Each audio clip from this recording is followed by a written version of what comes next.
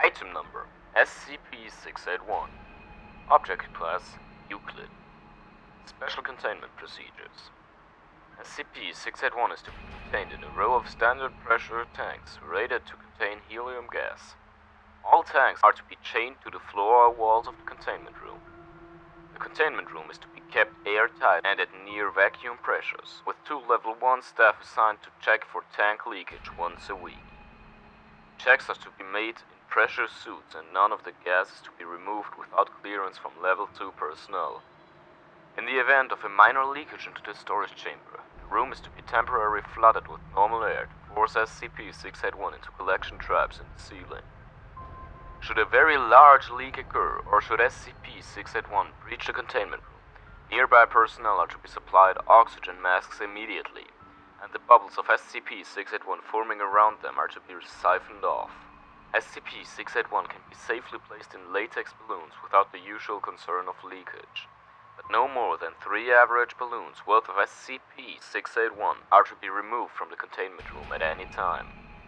Description: discovered in a warehouse under investigation for several cases of reported death by suffocation, SCP-681 is roughly 155 cm canisters of helium gas with unusual properties. In the event of leakage in the vicinity of brainwave-producing subjects, it will move towards the subject and fill airways and sinus cavities with helium gas. In enough volume, this can lead to death via suffocation. While still in the 155 cm storage canisters, it retains some of the capacity to exert mobility, hampered by the weight of the metal container.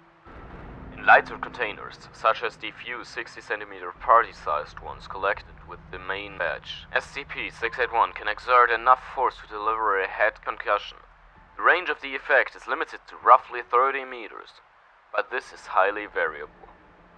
If placed in a balloon, it will simply drift towards any thinking organisms nearby and repeatedly bump against them.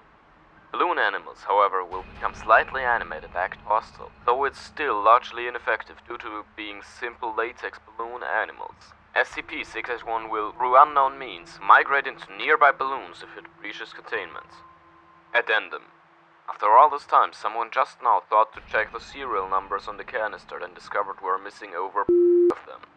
Do you people have any idea how much gas there is in one of those? Dr.